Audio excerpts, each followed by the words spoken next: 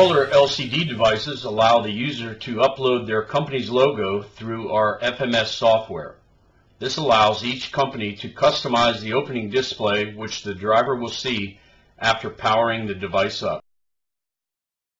Besides your company's logo, you can view quite a lot of information on the opening display screen.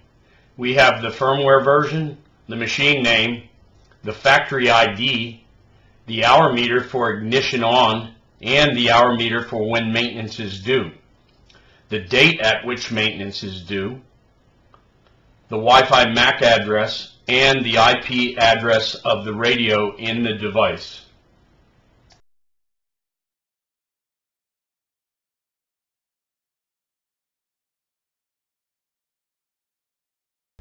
After the operator logs in, there is also quite a lot of information on this display. Besides the driver's name, the speed of the vehicle, and the speed limit, you can also view here the time, the date, the day of the week, the Wi-Fi signal strength, the device set up as a client, which means it transmits data from the device to software after events are generated. There are 4 diagnostic indicators for Wi-Fi.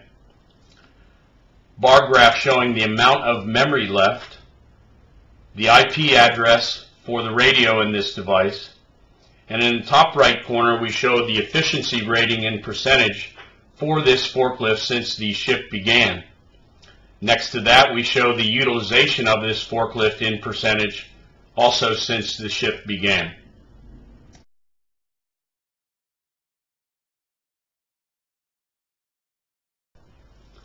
To enable the device, you must first wake it up. The device will go to sleep after about 10 minutes of inactivity to save power. To wake it up, you press the red button on the right side for about 2 to 3 seconds, and then the screen will appear.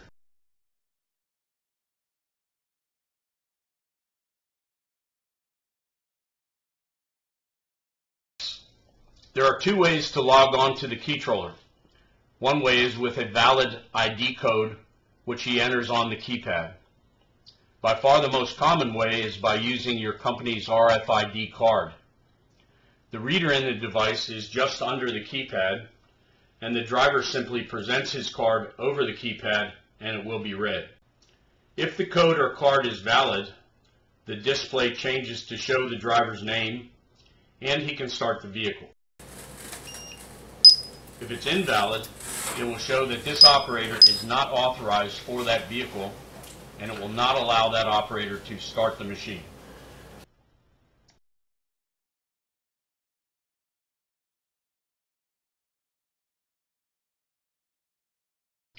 After logging in successfully, if the driver's code or card is due to expire within 30 days, it will show the amount of time until the expiration on the display, warning him of the impending expiration date.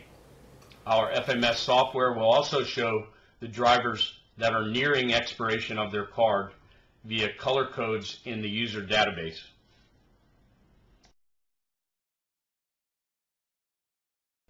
When configured as a gasoline or LPG vehicle, the driver presses start and holds his finger to actuate 2 relays, enabling both the ignition circuit and powering the starter. When he hears the engine start, he removes his finger from the start button and the starter relay drops out and the engine is running.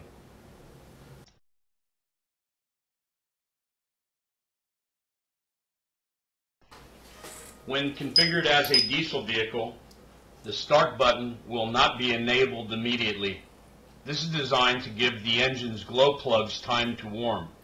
After the glow plugs have warmed, the driver presses start, which engages both the ignition and starter circuit and starts the engine.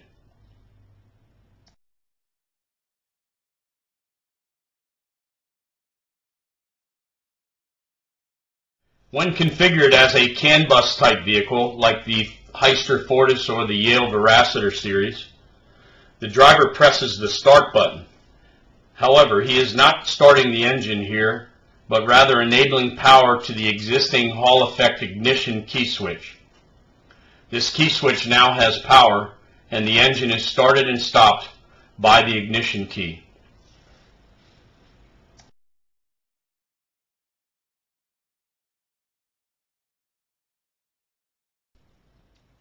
Typically, checklists are set up to be completed by the first operator starting the vehicle after the shift first begins. The keytroller allows for the checklist to be completed for pre-start items like check engine oil, check forks, etc. The logged-in operator checks these items on the display before he starts the vehicle.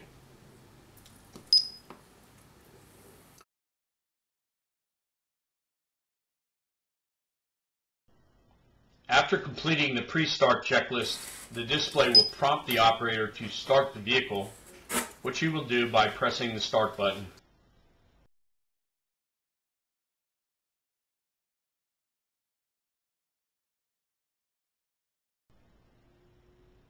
Now that the vehicle is started, the operator has power, which he needs to check the post-start checklist items like checking brakes, check hydraulic lift, checking gauges, etc.